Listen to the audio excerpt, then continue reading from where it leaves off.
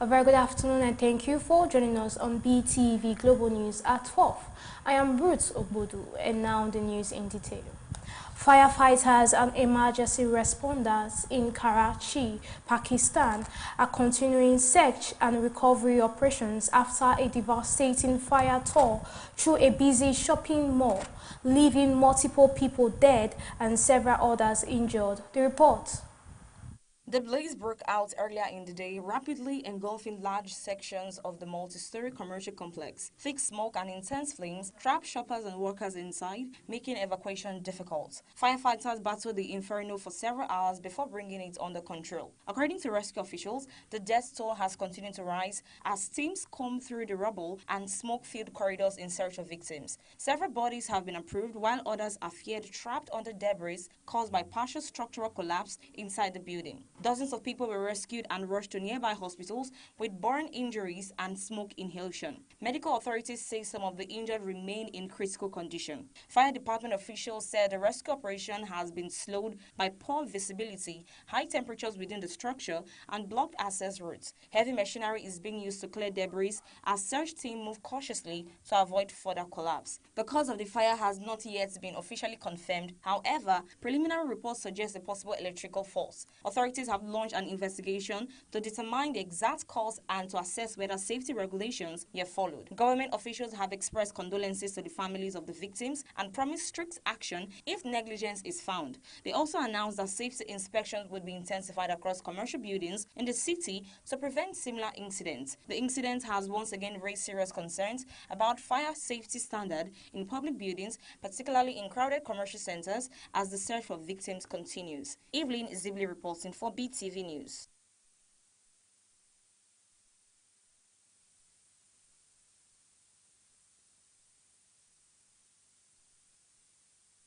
Speaking on the incident, Punte disclosed that the section of track where the crash occurred had undergone 4 separate inspections within the last 3 months, all of which reportedly confirmed that the infrastructure met required safety standards. According to the minister, these inspections showed no structural faults or irregularities that could have contributed to the accident. The crash, which occurred in southern Spain, resulted in fatalities and injuries, prompting an immediate investigation by rail safety authorities and emergency services. The incident has sparked nationwide concern and renewed scrutiny of rail safety, particularly on regional routes. Punte emphasized that preliminary findings do not support claims of driver negligence or operational mistakes. At this stage, there is no indication that human error was responsible, he said, adding that investigators are focusing on other possible factors while continuing a comprehensive technical review. Emergency responders were quickly deployed to the scene and injured passengers were transported to nearby hospitals. Road traffic in the affected area were temporarily suspended as authorities secured the site and began forensic examination of the train and track infrastructure. The Transport Ministry confirmed that any official investigation remains ongoing and further details will be released once final conclusions are reached. Officials have assured the public that transparency will be maintained and that any safety gaps identified will be addressed promptly. The tragedy has led to condolences from government officials and call for continued investment in rail safety systems to prevent further accidents. Evelyn Zibli reporting for BTV News.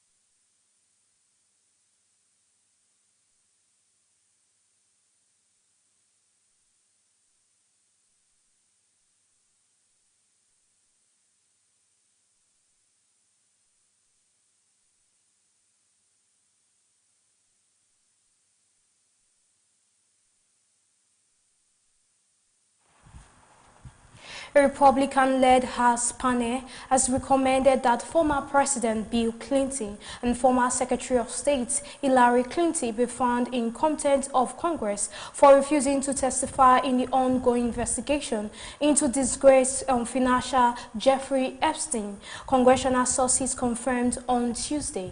The report. The recommendation was adopted by the House Oversight Subcommittee after lawmakers voted along party lines to advance contempt resolution against the Clintons, citing what they described as a failure to comply with lawful congregational requests for testimony. The probe is focused on Epstein's network of associates and the circumstances that allowed him to evade accountability for years, despite multiple allegations of sex trafficking and abuse. Republican members of the panel argued that testimony from the former president and former Secretary of State is critical to establishing a full account of Epstein's relationships with powerful political and business figures. They contend that repeated requests for voluntary cooperation were declined, leaving the committee with no option but to pursue contempt proceedings. Congress has a constitutional duty to investigate matters of serious public concerns, the subcommittee chair said during the hearing. No individual, regardless of status or political affiliation, is above that obligation. Democratic members opposed the move, calling it politically motivated and legally questionable. They argued that Clinton have already addressed their limited past interactions with Epstein's through public statements and that the panel has failed to demonstrate how compelled testimony would materially advance the investigation. In a statement released through his office, Bill Clinton reiterated that he has never been accused of wrongdoing in connection with Epstein and said he would not participate in what he described as a partisan process. Representatives for Hillary Clinton made similar arguments, stressing that she had no professional or personal involvement with Epstein. The contempt recommendation does not itself impose penalties. It must next be approved by the full House of Representatives. If adopted, the matter could be referred to the Justice Department for possible enforcement, though such referrals are rarely pursued and often become entangled in lengthy legal and political disputes. The Epstein's investigations remain one of the several high-profile inquiries being conducted by Republican-controlled House committees as they seek to examine the actions of influential figures and institutions linked to the late financier who died in federal custody in 2019 while awaiting trial on sex trafficking charges. Zainab Mohammed reporting for Beetv News.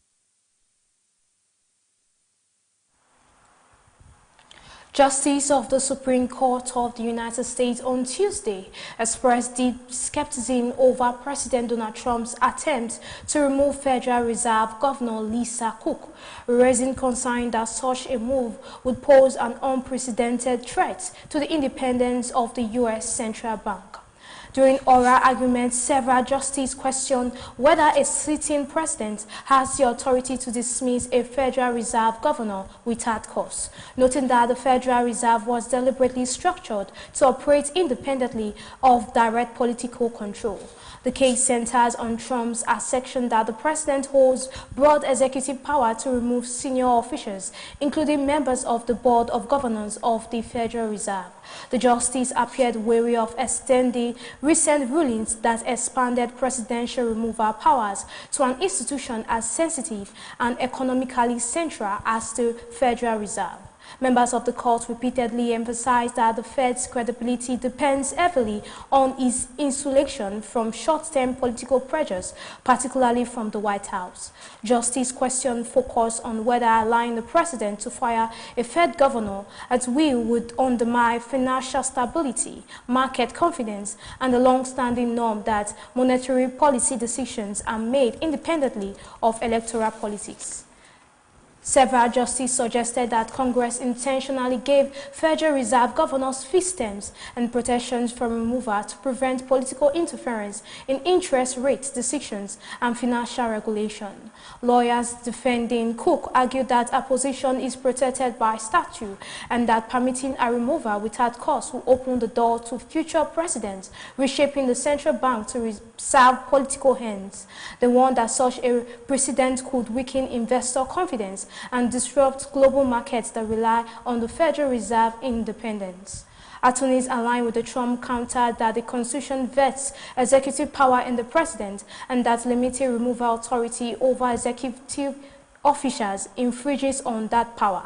However, the court appeared unconvinced that this argument should apply to the Federal Reserve, which has historically been treated differently from standard executive agencies. Legal analyst says the court questioning signals a reluctance to allow the firing, with several justices drawing a clear distinction between typical federal regulators and the uniquely independent role of the central bank. A ruling against Trump would reinforce existing legal protections for Federal Reserve governance and reaffirm the principle that monetary policy must remain shielded from political influence. The court is expected to issue a decision later this year. The outcome could have a far-reaching implications, not only for the Federal Reserve, but also for the balance of power between the presidency and independent federal institutions.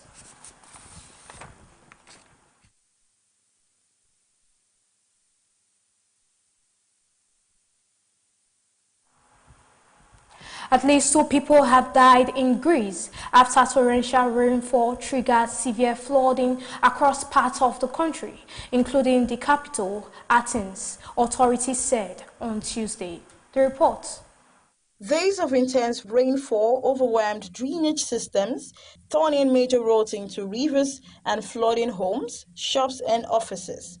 Emergency services confirmed that the fatalities occurred after individuals were swept away by floodwaters during the peak of the storm. In Athens, the surrounding areas, vehicles were stranded on submerged streets, while residents were forced to evacuate ground floor apartments as water level rose rapidly. Several businesses reported extensive damage to property and stock, with muddy water filling shops and warehouses. The Greek Fire Service said it received hundreds of emergency calls, carrying out numerous water pump operations and rescues.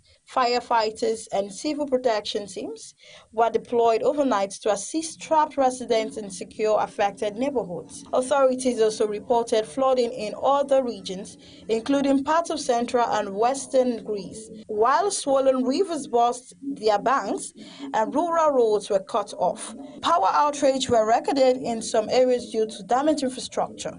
The government has urged residents to avoid unnecessary travel and to follow safety instructions as weather conditions remain unstable. Meteorological officials warn that further heavy rainfall could occur in the coming days, raising concern about additional flooding and landslides. An assessment of the full extent of the damage is ongoing, while local authorities prepare emergency relief measures for affected households and businesses. Favor Kolawole reporting for Beetv News.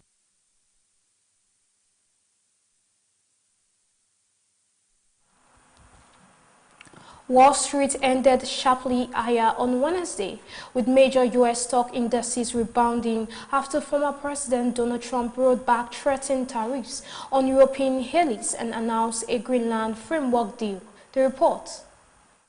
The S&P 500 rose 1.16%, marking its largest one-day percent gain in nearly 2 months. The Dow Jones Industrial Average gained 588.64 points or 1.21%, closing at 49.077.23, while the Nasdaq Composite increased 1.18%. Trump's decision to halt tariffs on certain European imports scheduled for February 1st eased fear of a broader trade conflict. He also described the Greenland framework as a preliminary deal for future cooperation on Arctic strategy and economic interest. Investors responded positively, lifting stock in technology, industrials, consumer goods, and banking. Airline and energy stock also posted gains, while some tech companies saw mixed results due to individual earning reports. The CBOE Volatility Index fell sharply, reflecting reduced market anxiety. Analysts said the rally reflected both the tariff rollback and a broader relief from the headline-driven uncertainty. Market participants are now watching upcoming corporate earnings and U.S. economic data for signs of whether the rally could continue. Trading volume was above average, indicating strong investor participation in the market rebound. Favor Kolawole reporting for Beetv News.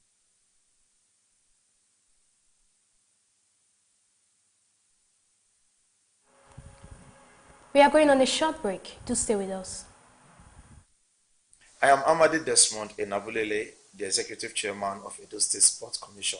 For February 20th to 27th, this 2026, Edo State shall be hosting the second edition of the Niger Delta Games. It is the biggest regional sports competition in Africa, the largest convergence of pure talents in Nigeria, and the cradle of future champions. We invite you to come share the moment with us as we celebrate the brotherhood of Niger Delta in the historical city of Benin, the home of sports. Attention, employers and taxable persons in Edo State. Pursuant to the Nigerian Tax Administration Act 2025, the Edo State Internal Revenue Service (EIRS) issues a formal demand for your annual tax returns. Employers of labor, your deadline to file H1 and payee schedules is January 31st, 2026. Individual taxpayers, you must file your self-assessment Form A by March 31st, 2026. Log on to payee.eirs.gov.ng to download the Excel template and upload your forms H1 and H3. For Form A, send your completed filings to e-filings@eirs.gov.ng. Failure to file is an offense. Employers risk 1 million naira penalty or up to 3 years imprisonment. Individuals face an initial 100,000 naira fine and 50,000 naira for every month of delay. Ensure employees' names match their tax IDs. For inquiry, visit any EIRS office or call 0813 097 0146. Play your part. Pay your tax. It's the law. EIRS, administering revenue for service and development.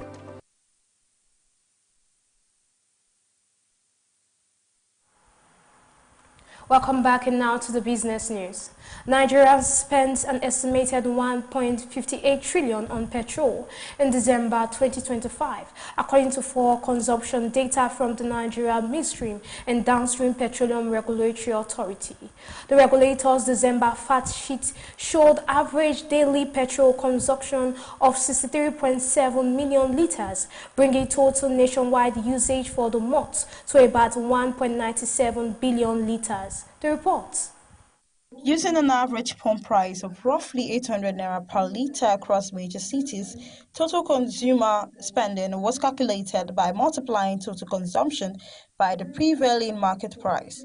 Although Dangote Refinery reduced prices in December to as low as 739 naira per litre, many filling stations, particularly in northern Nigeria, sold petrol above 800 naira during the festive period. Fuel consumption remained high due to increased travel, festive movement, higher commercial activities, and greater reliance on petrol power generators. December traditional records elevated fuel usage because of holiday logistics and power needs, which explains the unusual large spending recorded during the youth season. The Central Bank of Nigeria (CBN) plans to conduct its second Treasury bill auction for January 2026, offering instruments worth 1.15 trillion naira. The auction reflects the Apex Bank's continuing reliance on short-term borrowing to manage liquidity and support government financing needs amid strong banking system liquidity. The offer spans the three standard tenor: 150 billion naira for 91-day bills, 200 billion naira for 182 billion bills,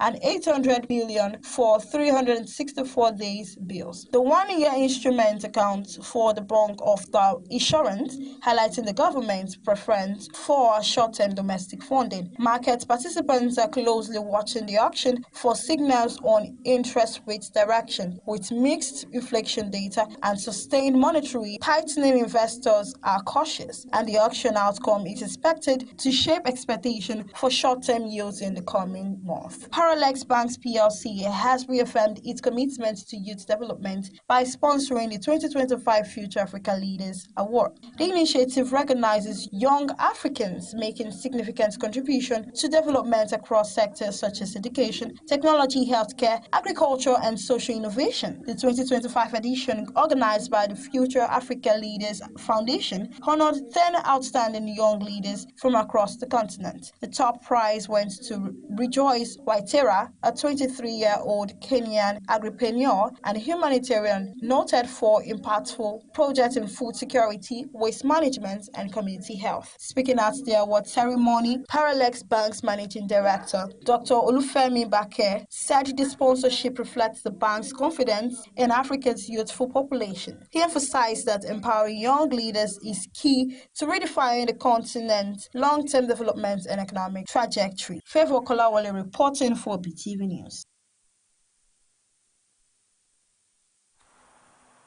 And now to entertainment news. A now viral video captures Nollywood actor Charles Okocha reaction after Nigeria TikToker Pelas requested to take his daughter on a date. In a TikTok live stream, Pela, who recently crashed his Mercedes-Benz in December 2025, assumed Charles Okocha's daughter was 20 years old and was corrected about her actual age. The report. In reaction to Pela's request, Charles Okocha exclaimed, "What?" highlighting his protectiveness towards his daughter. The actor further requested Pela be brought to him and vowed to deal with the TikToker. It would be recalled that in December 2025, Charles Okocha received a $50,000 cash gift from billionaire businessman Tony Elumelu as a Christmas gift. A video captured him unwrapping the cash wrapped in an envelope while inside UBA bank premises. In another development, Nigerian lady who received a 6 million naira cash gift from the famous music producer Don Jazzy relocates to the UK, appreciating him for his support. The lady known as Popo Olajoke 4 had taken to X to lament over her lack of funds, opening that she only had 67 naira in accounts. Fortunately for her, the music producer Don Jazzy made her an instant millionaire by gifting her 6 million naira. She recently took to the social networking platform to reveal that she had left the shores of Nigeria for abroad. Sharing photos from her flight, she appreciated Don Jazzy for his support. Popular Nigerian streamer Pela chases after American streamer Aisha Speed on a horse as he begged for recognition, only to get ignored again. Recall that the American streamer, who is currently touring Africa, recently arrived Lagos, where he was welcomed by a large crowd of fans. The Nigerian TikToker Pela, who had tried to make acquaintance with the streamer, only to get bundled out by his bodyguard. Nigerians have berated Pela over his overzealousness, which cost him a public embarrassment. Not stopping, Pela chased after Aisha Speed's convoy on a horse, begging the American to recognize him while reassuring him that he is also a big influencer. Favor Kolawole reporting for Beetv News.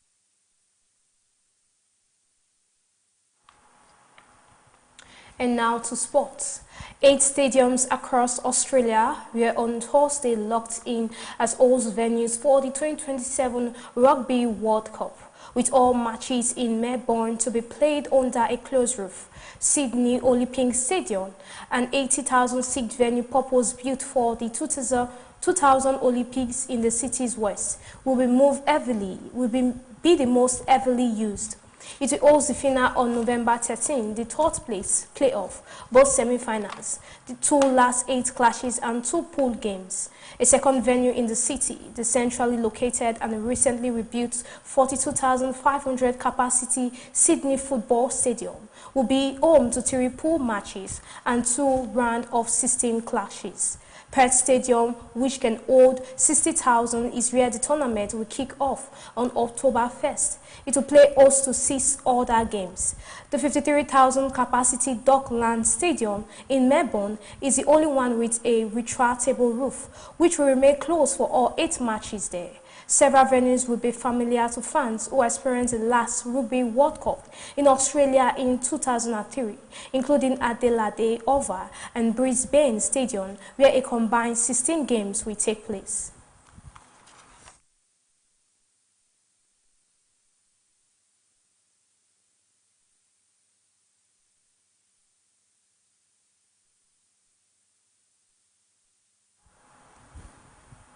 And that's the end of our global news. Join us later at 3 for our news updates. I am Ruth Obodu. Goodbye for now.